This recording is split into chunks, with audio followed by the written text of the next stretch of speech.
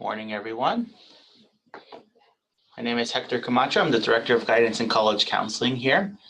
It is 9:30, so we'll begin. This is the Freshman Parent Webinar on course scheduling and academic advising.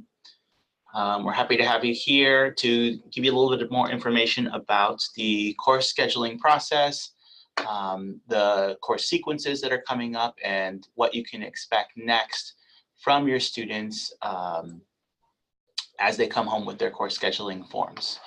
This is a live webinar, so if you have any questions, I believe there is a means for you to ask questions, and I will try and get to those questions as the webinar proceeds.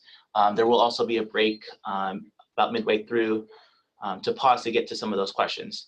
If you are disconnected at any point, this is being recorded and it will be available on our website at sfhs.com/counseling, so you can access that. Usually it takes a little bit for Zoom to send us that link, but as soon as it's available, we try and keep it posted there for you. And as always, if you have any questions at about any of the information that was presented, number one, we always encourage you to send your student with that question. It's a great way to help them become good self-advocates. But you also have the option of sending your student's counselor an email. Okay, so we'll get started here on scheduling. One of your primary resources that you're going to want to use as you're thinking about schedules and classes for next year and the next 3 years, to be honest, is the course bulletin. You can find that at sfhs.com/counseling, and right when you click on the bar that says course scheduling information, there'll be a link to the course bulletin. The course bulletin has in it all of our graduation requirements, all of the general college entrance requirements, as well as dates for qualifying exams, any informational dates for students of the classes, as well as course descriptions for every course that is offered at St. Francis. So that is an incredible resource. This is also how we direct our advising in the counseling office. It is adopted by the curriculum committee of the school. It includes any new courses that are running this year, which I'll talk a little bit about later, as well as any prerequisites that students will have to meet in order to take a particular class. So this is an incredible resource. You'll notice that some of the dates have passed already. So you see right on that screen, the chemistry honors and AP Euro exams are on the 5th and the 7th. The counseling office does communicate that, well, I'll say the academics office communicates that through the announcements regularly. And then the day before those exams, the counseling office sends a reminder to students about those dates. So don't be concerned if your student, if the date has passed. We have been actively notifying students, and their teachers also notify them of those dates. So we'll continue to send those reminders to them as well and stay posted with the announcements. So let's talk through the courses and what it looks like next year for your students. You'll see the 4-year sequence here, and these might look a little bit familiar because they are similar to the slides that we presented when you first joined us this time last year when your student was considering joining St. Francis. But now we're looking into next year. So your students are either enrolled in English 1 or English 1H right now. The next possible options are English 2 or English 2H for students. What's important to know in these diagrams is you have multiple arrows going through the sequences, and that's just to say that there is no track here. Once a student is, say, in English 1H, there's no requirement that they continue to 2H, then to AP English. You do see students kind of jump around if they have more availability of time in their schedule one particular year, or if maybe they're not too interested in English one year, but then a teacher sparks their passion for English, so they want to challenge themselves a little bit more. So there is fluidity in all of these sequences here. The prerequisites for English 2 honors, however, are that if you are currently in English 1 honors, a student should have earned a B or higher, or if a student is in English 1, they should have earned an A, and that's for both semesters. Those are the prerequisites for English 2 honors. English 2 is the default for most students, and that's where most students will take for next year. You'll notice, and we'll speak about this more next year, that in the course bulletin, it says that courses like AP English Language and AP English Literature are informed enrollment.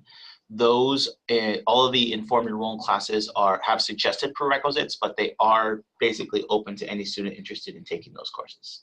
But you do have to be, for AP English Language, a junior, or for AP English Literature, a senior. Okay. Next is religious studies. All sophomores will take Hebrew Scriptures and New Testament. These are both UC G area approved electives.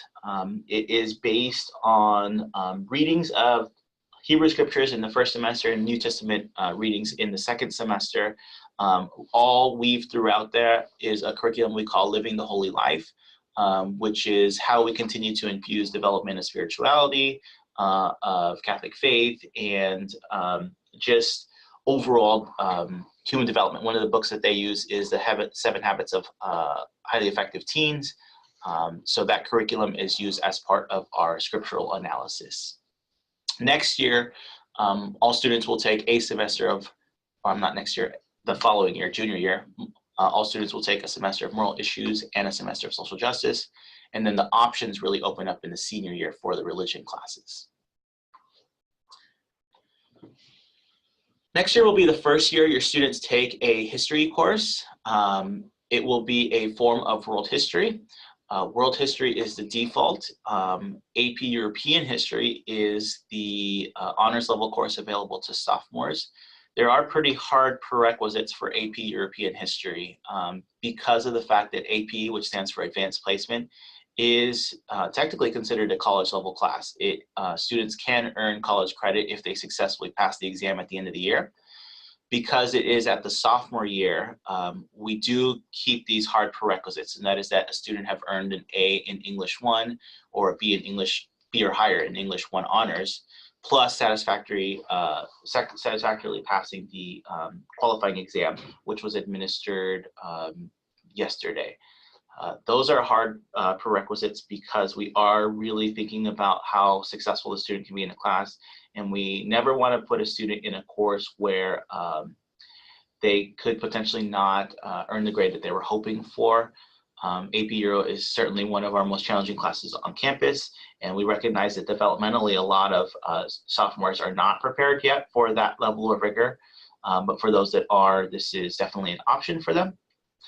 From that, students then go on to a form of US history, and then in the senior year, they will need to take a US government and economics. Those are semester courses, so it's just 3 years total of history, social studies for graduation requirements.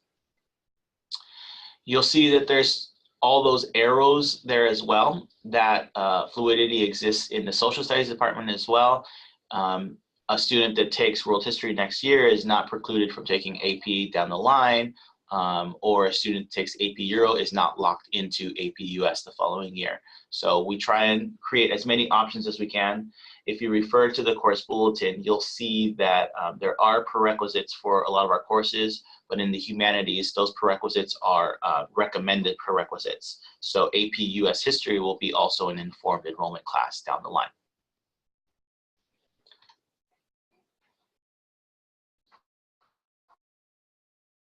It's a little complicated when we're talking, and that's because students are at different levels.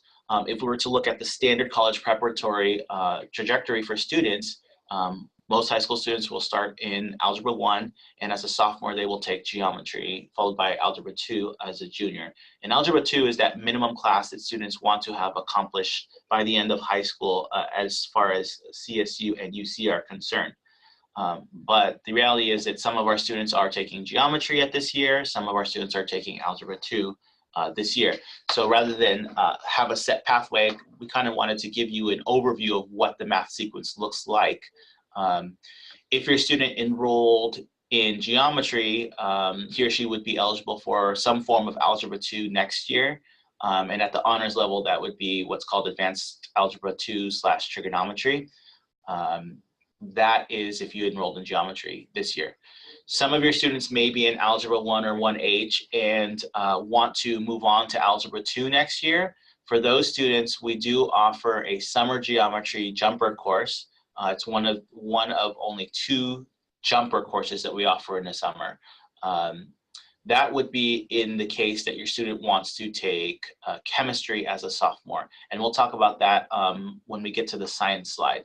So that may be an option. To take the summer geometry course, it's strongly recommended that your student be earning an A in Algebra 1 or Algebra 1 honors, because it is basically a year's worth of math material crammed into a very short amount of time. So you want to make sure that they have the necessary foundation to be able to be successful in that class. Thinking about this whole math process overall, the reality though is that math placement is ultimately determined by the student's current math teacher, and what they're using to make that determination is their performance in their current class, and in the case of honors courses, how they perform on qualifying exams that happen during the course of the regular class period. So the teacher will have a conversation with each individual student in their class to say, you know, based on how you're doing this year, I think this would be the best placement for you. Some parents might have questions about what if I disagree with that. There is an appeals process that can be followed, but really the math department has based their recommendations on years of historic data. Because they're math teachers, they do a lot of statistical analysis of students, say, that are earning an A minus in geometry. How will they fare in Algebra 2 versus Algebra 2 Trig honors? And they can say the average grade earned by a student coming from this class with this grade would be this grade. And so in that case, we're really trying to protect the student and the student's GPA to make sure that they're not taking a course that could adversely affect that overall GPA. But again, the appeals process does exist. That happens a little bit later on in the scheduling process. And sometimes students don't find out about the results of those appeals until into the summer, because it may be dependent upon how a student actually finishes the course they're currently enrolled in. So what ending grade they have, which we don't know until June.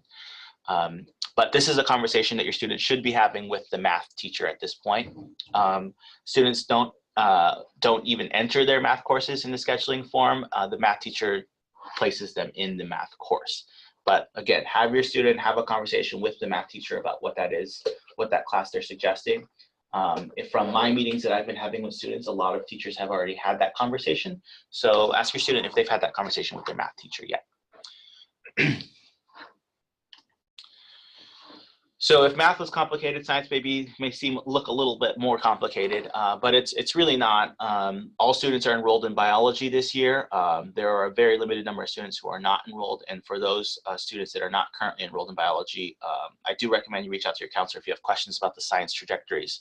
But generally, all freshmen are enrolled in biology or biology honors this year. For next year, there are a couple of options that the student can take. There are two, I would call, traditional pathways in the sciences, and that would be biology freshman year to conceptual physics to chemistry, or biology to chemistry to physics. Those are the two, what I would call, most traditional pathways. But our science department is going through some really exciting changes and really trying to open up access to other types of sciences. And they are also aligning themselves to what are called the next generation science standards, which are very much an interdisciplinary approach to the sciences. I think if you're thinking really further into the future of science education, I don't know that we're going to continue to offer, not St. Francis, but schools overall, are going to continue to offer such siloed classes of bio, then chem, then phys. What scientists know is there's a little bit of each of those disciplines going on within science anytime you study it. So we're moving in that direction of more of an interdisciplinary approach to sciences. So now a student, whereas those traditional pathways that I described earlier are what many students will take, a student also has the option of, say, going biology to chemistry to environmental science to physics. A student that maybe is not interested in engineering or physics could theoretically go biology to chemistry to AP environmental science to AP biology. There are a lot more options here. I think for the purposes of this webinar and that you're considering that your students are freshmen, really their options for next year would be conceptual physics, chemistry, chemistry honors. A student could take physics next year if he or she is enrolled in trigonometry or higher. That's not entirely advisable. I think if a student wants to take physics next year, they should take conceptual physics. The other question that kind of comes up in this physics conversation is, what's the difference between conceptual physics and physics? Physics and physics honors are definitely math-based courses. Very, very much your student wants to have a solid math foundation in algebra and in trigonometry. Conceptual physics gives access to a physics class, but in a non-math-based way. So it gives students an opportunity to take physics that's a lot more hands-on, a lot more experiential, and it does meet the same requirements as a physics class, just it removes that math component. So that, again, might be students that maybe aren't interested in pursuing engineering fields. A student that takes conceptual physics cannot go on to take physics because they are, I don't know if the proper term is, rated the same in terms of physics, but that is an option. So I'll go back to those traditional pathways. Most students will take biology to chemistry to physics, or biology to conceptual physics to chemistry. That's the traditional pathway. If you wanted to speak with your student about some other options, those are the conversations that we're having with your students in our one-on-one meetings. But those are some of the options that are available. So I'm going to pause now just to see if there are any questions, and I'm curious if you have the option for questions. Let me see. I believe the questions option is on, but I'm not seeing any here. Perhaps if someone can someone maybe, if you're at a computer, type a question just to make sure questions are going through? I definitely want to, oh, there we go. I have a hand raised and there's a question. Okay, excellent. So we do have the option. Thank you so much for letting me know. Okay, so here come the questions. What are students considering advanced algebra 2 trig tested on in the qualifying exam, algebra or geometry? I think from my conversations with the math department, they have stated that these qualifying exams should not be something that a student should be studying for. So that suggests that they are really being tested on the material that they're currently enrolled in. So a student testing for that particular class, Advanced Algebra 2 Trig, would be tested primarily on geometry, but also algebra, because algebra came before geometry. It's not going to be advanced algebra, but it would be assuming that the student was successful in their Algebra 1 class. So it's a little bit of both in that case, but they definitely, it's not something that they want to study for. It should be kind of like the PSAT, which is a gauge of where you're at now, as opposed to what do you know about what we're going to learn. So that's what they're testing on, what's currently in the class. We have another question about conceptual physics to chemistry. Are there AP choices from there? Yes, there are. So let me go back to the presentation here. In this scheme, a student could go from biology to conceptual physics to chemistry, and they could still take AP environmental science. Technically, they could take any AP, but what's going to happen is if a student has not met the math prerequisites, then AP Physics doesn't become an option, because AP Physics has a suggested prerequisite of having completed calculus before you begin the course. So there is a pathway to AP going through conceptual physics and chem, but AP Physics is not part of that pathway, mostly because the math level is not going to be there to be able to be successful in AP Physics.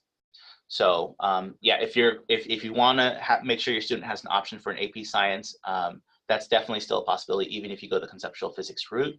I generally ask students to strongly consider AP Environmental Science, because it is more of that interdisciplinary approach to the sciences, and that's what they're going to begin to see in their colleges down the line. The only students that I really push towards a specific AP Bio, AP Chem, or AP Physics are ones that are a little bit more aware of what they want to do in college, for sure. So if you know that you want to do mechanical engineering, yeah, I'm going to steer you that. bio to chem to physics to AP Phys route if you're mathematically ready for that. If you know that you for sure want to go into medicine, having that later AP Bio may be a good target for you. So it really is dependent on each student, and we have those conversations with them. Not only as a freshman, because we don't expect them to have their whole career and life planned out, but as we start meeting with them as sophomores and juniors, we really start to think about what that might look like. Another one, let's see, what is your advice about taking a more challenging course and getting a B versus taking a regular college prep course and getting an A? This is a really good question because, well, every question is good, I would say, but I think it comes up a lot. I mean, in an ideal world, a student could take any course that they wanted and earn an A in that class, but the reality is there is a GPA factor that we're considering. And so what I like to say is I think there should be some sort of gradual increase in rigor if a student is looking to take additional honors or AP courses. That's important. If we're going to answer that question, that's a super important piece to this. Because what happens is sometimes a student may be enrolled in maybe one honors course, and then in the subsequent year they want to, or in the next year they want to take 3. So jumping from 1 honors AP to 3, that's when you're going to start to see a potential for more Bs. And so I'm kind of not going around the question, but saying you have to look at it kind of whole picture. I think taking an AP level course and earning a B is fine, but if you take 3 and you're earning Bs in all 3, then if I'm a college and I'm looking at a transcript, I may start to think, well, is this student making good choices? Especially if they don't course correct for the following year. So if a student was going from, say, 1 honors class or AP course, earned an A in all of their classes that first semester, which is, not everyone earns A's, but we'll use that example. In the second year, they decide, I can do this. I take 3 honors APs, and now they've got 3 Bs on their transcript. The college is going to wonder, what did that student choose to do the next year? Did they continue at that 3 AP course level and earn more Bs? Well, maybe that wasn't a good choice. Maybe they should have taken 2 AP courses and earned A's in those and A's in their other classes. So I think generally we want students to be working in the classes that they feel they could be the most successful in. The truth is, many students will earn a B in an AP course, and what I do with my students and all of our counselors do with our students is when we start getting into junior year, we start making them reflective about that. It's like, okay, so you earned a B and I know you would have preferred an A. What did you take from that class? How did it help you down the line in your future classes? Those are the important conversations that we have. Exercise science is another question. Exercise science is our form of kind of anatomy and physiology. It is available to juniors and seniors only. We offer, the official name of the course is Exercise Science and Sports Medicine. So that is definitely a course that many of our students, they may be interested in pursuing physical therapy, athletic training, any of those fields may be interested in taking. And we are seeing growing, or not growing, but we've had pretty steady interest in students that maybe want to major in kinesiology to go into the field of physical therapy. So exercise science is one of those courses. And the second part of that question, is can a student that takes exercise science then go into an AP science? So if a student, say, took biology to chemistry to exercise science, could they go into AP? Yeah, they could. I think the math is going to be the important piece there. You certainly, particularly with AP chemistry and AP physics, you certainly want to make sure that you've met the math levels because those are going to be very important very important parts of the curriculum in those classes. So yes, there is a pathway to that. It is just a little bit more challenging because you're not getting that earlier rigor experience because exercise is not an honors level course. We see most students that are taking exercise science are seniors and they've opted out of the AP track for senior year. And then we have 2 more questions. What if your student is reluctant to take honors and AP courses? And what impact does that have on, say, UC admissions? I would really listen to a student that is reluctant to take an honors or AP course particularly if they didn't start in one. And there's a couple of things that you should consider when having that conversation with your student. The first is, what are their extracurricular commitments? St. Francis has a requirement that all students are involved in 2 extracurriculars, whether that be athletics, clubs, theater productions, band, any of those things. So if it happens to be something like athletics or a major activity like club, like a debate, or one of our really involved activities, it's going to be hard to manage an honors course load with those things. It's certainly not impossible, but it is going to be difficult. And in freshman year, we certainly talk about connections, but we also talk about choices. And academic course planning is a choice. So can a student that doesn't take any honors courses still get into a UC? Yes, the answer is yes. Is the UC field more competitive? Certainly. One thing that you can do early on is start having a conversation with your students about the UC as a system as opposed to as a particular school.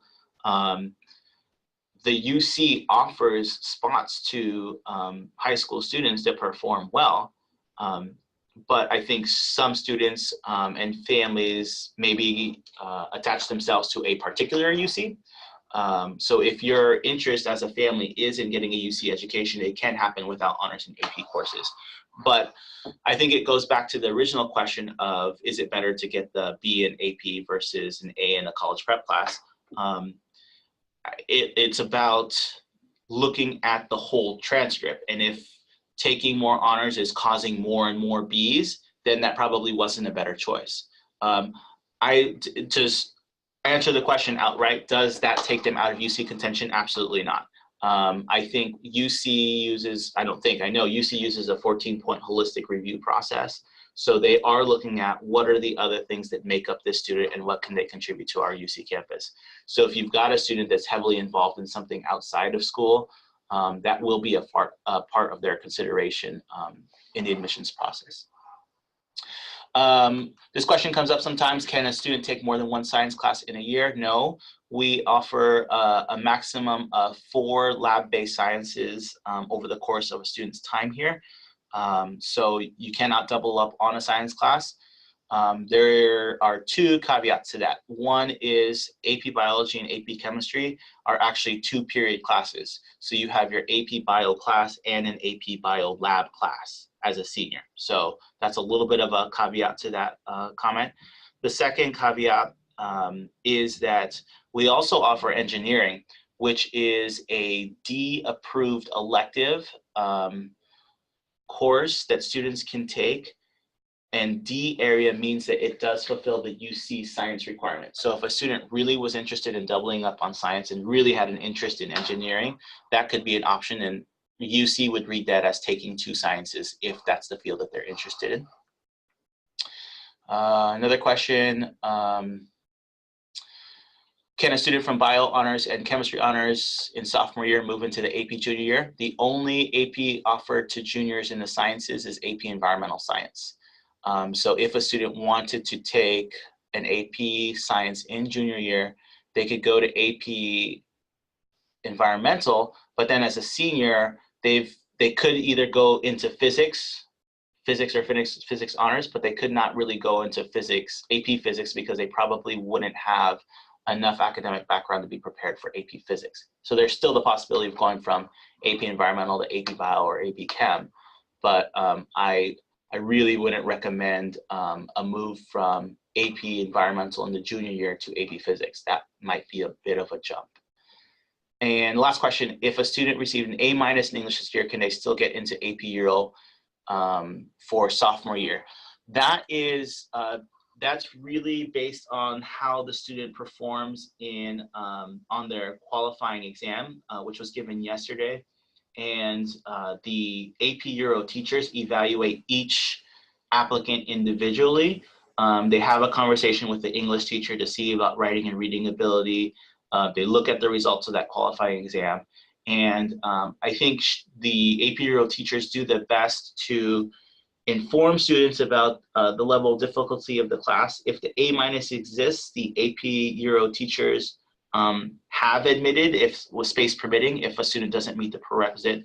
but really a student that's in English 1 really should have an A in English 1 to be most set up for success in AP Euro. Okay, so let's move on to the second part. Questions are still open if you wanted to answer any questions. We do have a 2-year language requirement. So your student, if he or she is in level 1, will move to level 2. There are no honor sections of level 2 languages. The only honors level in languages start at 3 for Spanish only. And then there are level 4s that are honors level.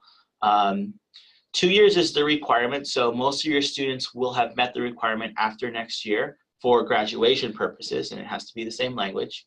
For UC-CSU purposes, it is through the second level of language. So let's say your student entered in French 3. Technically, they've met the UC-CSU requirement for admittance. However, there's still the graduation requirement of 2 years. So even a student entering at a level 3 of a language would still need to take that level 4 to meet the St. Francis graduation requirement. There is, some parents ask, can my student take a summer course to jump in languages? We don't really allow that. We think that's important to, for them to have that full year experience because language is so experiential.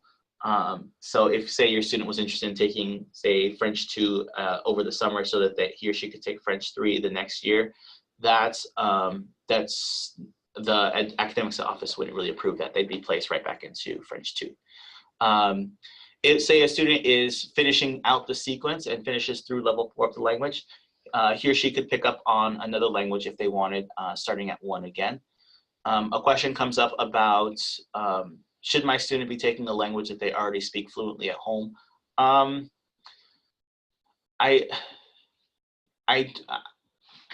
My college advising is that if you speak the language, if you're fluent in the language, maybe you could take a subject test in that language to be able to demonstrate your fluency. But taking a whole sequence of courses in a language you're already fluent in is not really advisable. I think this is an opportunity to take something else and show interest, a varied interest.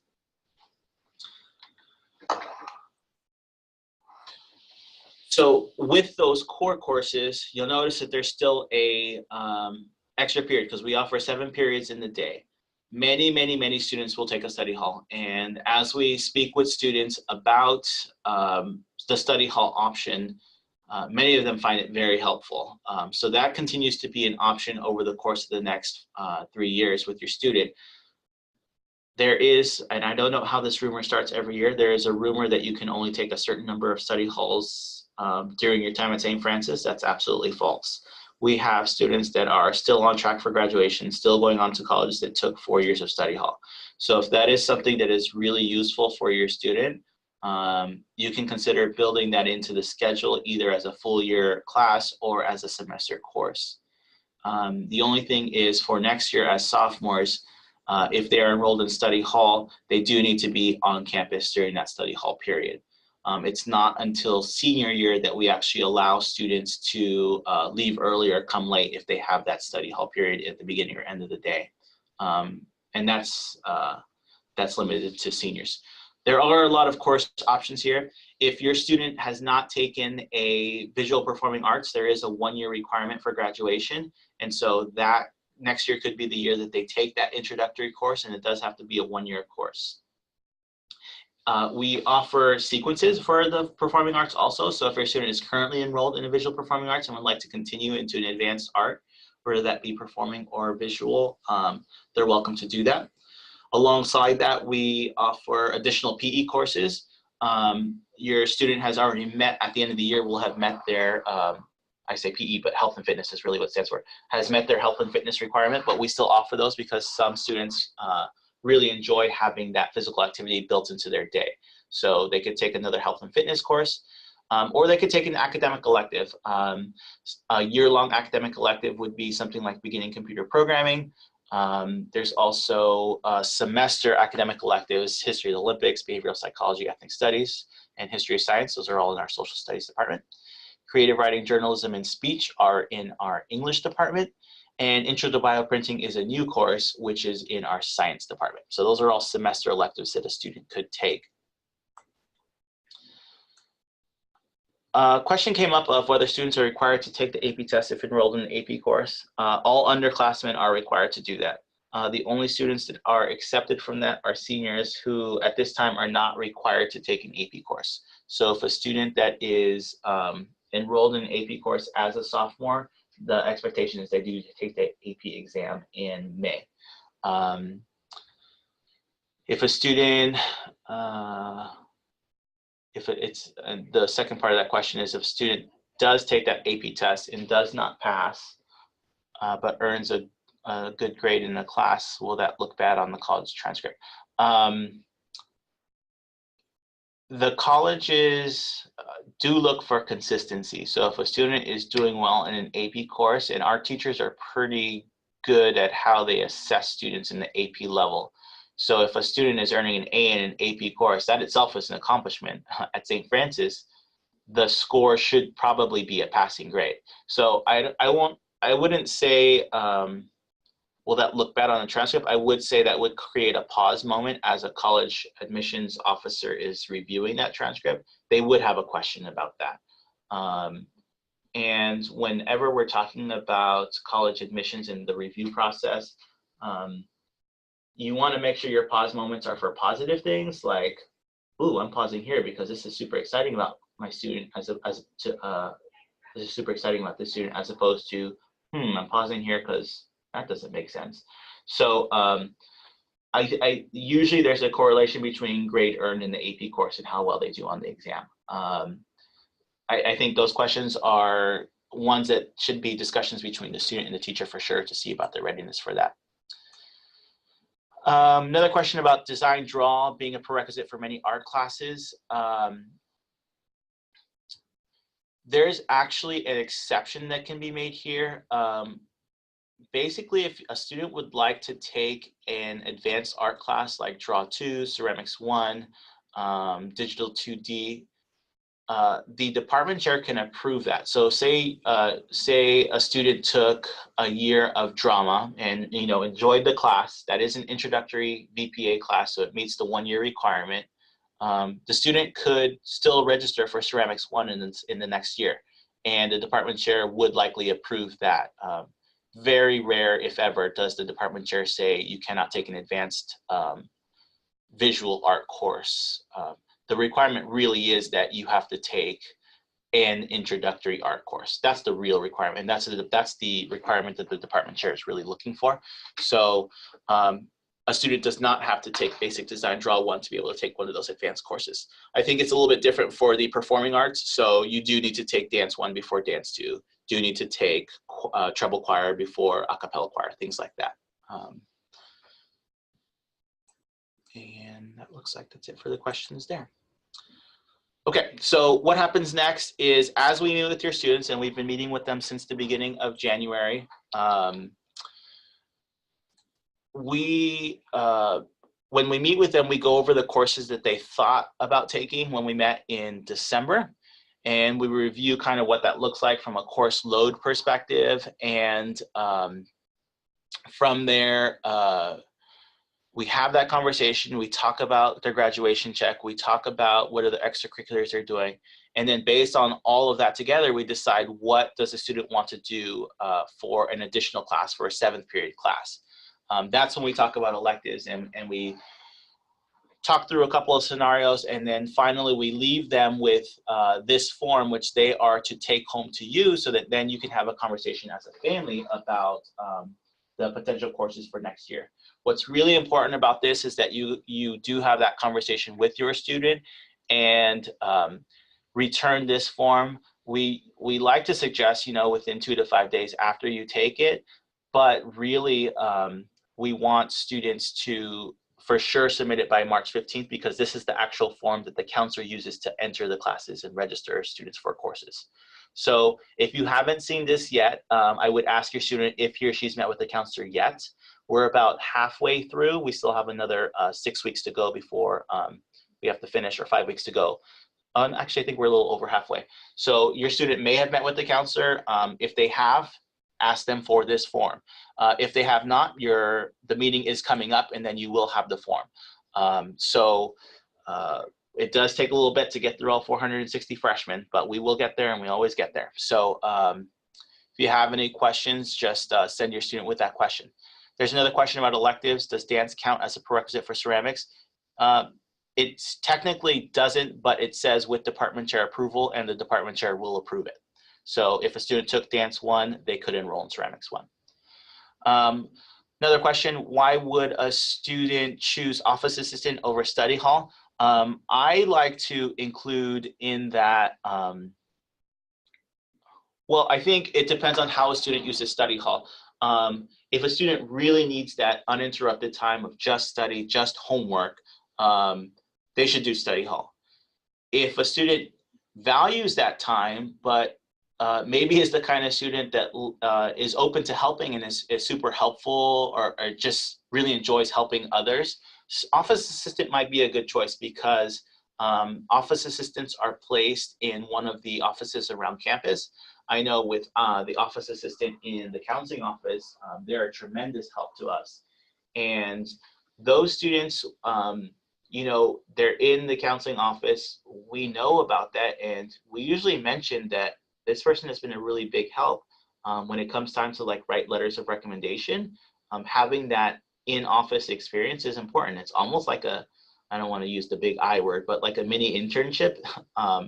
And you know, there's value in that, of having responsibility, of being able to help an office with office-like procedures. So if a student can fit that into their schedule, I always think it's a positive. It's interacting with adults. It's you know, doing office-related tasks. So if a student has time and can afford to not just be in study hall the whole time, I'd strongly encourage them to consider office assistant. There's another question, if a student turned in their form already but changes their mind, absolutely. The last day for all of these changes is March 15th. So if your student has changed their mind, have them email the counselor, come in, tell them the new change, and we're happy to update that. That's a really easy thing to do. After that March 15th date, it becomes a little bit more challenging, because now we've entered all the courses into the system, and the master scheduler begins the process of actually placing students in class. And that's actually a 2 to 3 month process. So what'll happen is the next opportunity to request course changes won't happen until July, when the student receives the book list. So when the student receives the book list in July, there's a link to a form to request a change. So they can change up till March 15th. And then the next opportunity to change after that would be July and early August. And then I believe that cuts off typically around August 10th for that period. And then they have to wait until the classes start in August and school returns.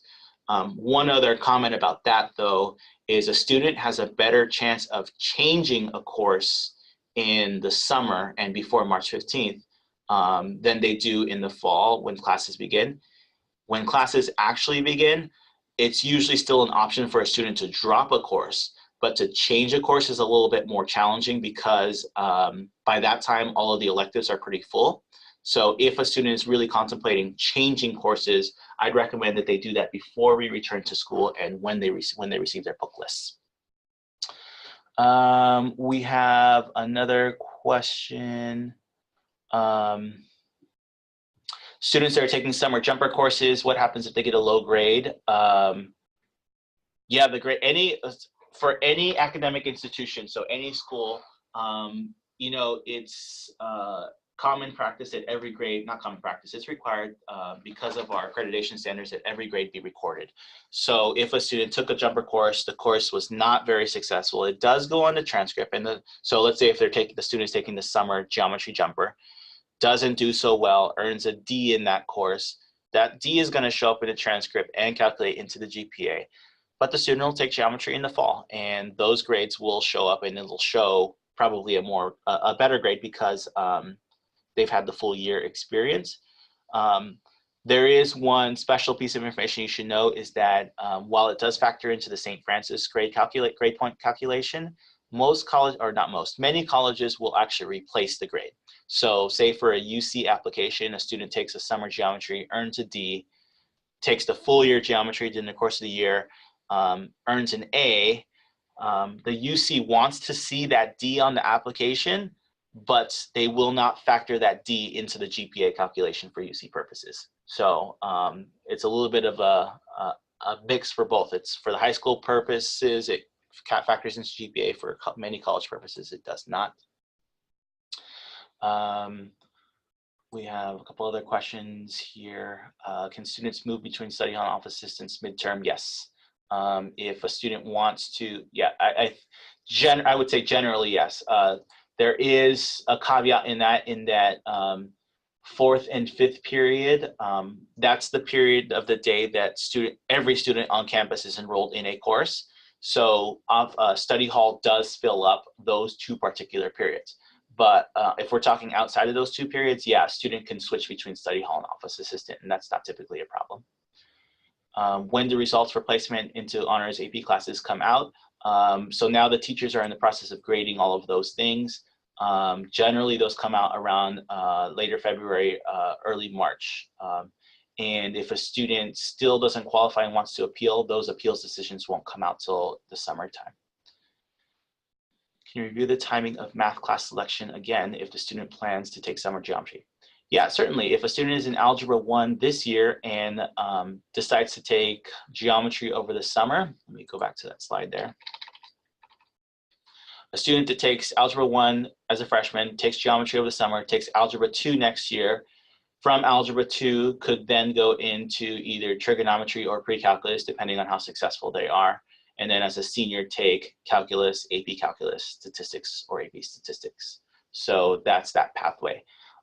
If a student takes Algebra 1, doesn't take geometry jumper, and takes geometry as a sophomore, they could go from geometry to advanced algebra 2 trig if they still wanted to take calculus as a senior. So there is a pathway for students that are taking Algebra 1 or students that take geometry their freshman year. There's a pathway to calculus. And I know that that is a marker that a lot of parents use. So if a student wants to take calculus, there is a pathway to that. Can you audit geometry class? So that goes back to that comment about as academic institutions, we record all grades. So we don't do auditing really. A course, and I think if a student wants to do that, kind of get a feeler for geometry, they should do that outside with maybe a private tutor. Because if I'm a college admissions official and I'm looking at a transcript and I see summer geometry and then I see geometry honors, I'm wondering why the student needed geometry before geometry. And that's one of those, again, pause moments that asks questions that aren't necessarily questions you want them to be asking. So I definitely think it's a great idea for a student to preview a class by maybe getting a study book or maybe working with a tutor, but I certainly wouldn't take a course even if it's just to audit the course. I've heard that some senior students are teaching assistants to help their teachers. Do they sign up for that on the schedule?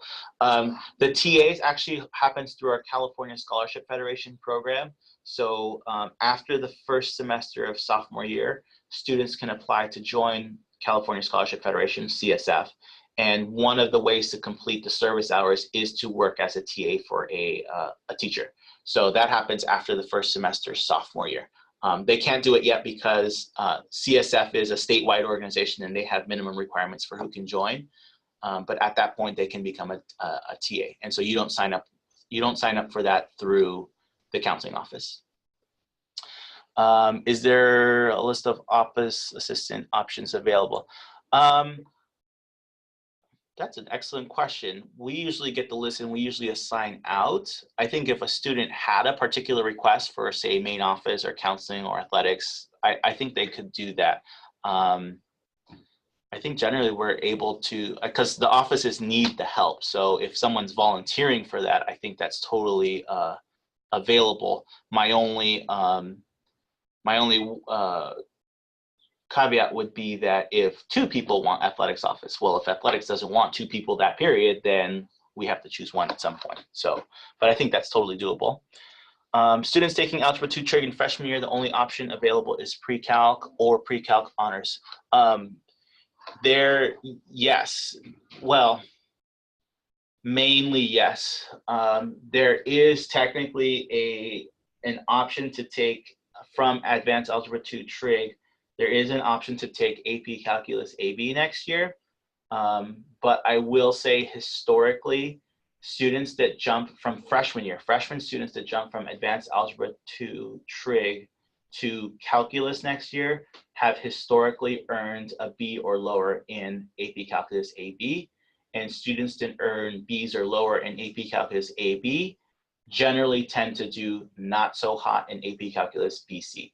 So it is not advisable for a freshman student in Advanced Algebra 2 Trig to jump to AP Calculus, just because historically that has not really worked out well for students. And if a student enters into that pathway, there's really no other place to go. So if a student as a sophomore takes AP Calculus AB, then they have to take AP Calculus BC as a junior because we have a 3-year graduation requirement of math. And then senior year, their only option is AP Statistics. So if you enter that pathway too soon, you could be negatively impacting your math placements in the future. So it is highly advisable that a student in Advanced Algebra 2 Trig that is eligible take pre-calc or pre-calc honors next year. Can freshmen apply for TA? No. Can a freshman apply for a TA? No. TAs are through the CSF program, as I mentioned before, and the earliest that a student can apply for CSF is after the first semester of sophomore year. So freshmen are not eligible for CSF or TA positions just yet. There was a question, and I'm not sure if you all can see the questions. There was a question about it was a learning differences. Can anyone can you see the questions? I'm not sure if people can see the questions, but there was a question about learning differences. I don't know if you can see it, but I did want to address it. If there's been, I'm looking for the question, sorry, I'm scrolling through it. Let's see. Oh, you cannot see the question. So there was a question about learning differences and access to accommodations. I would very much like, because that was submitted anonymously.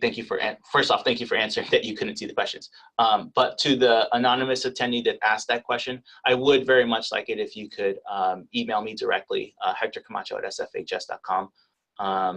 You're also welcome to contact our learning specialist, Gianna Galetta. All that contact information you can find on the website. But I really would like to speak further about that. Okay, so those are the course sequences, and this is the form that you want back by March 15th. And then again, this is at our website. This is really where you can see all of the information I discussed.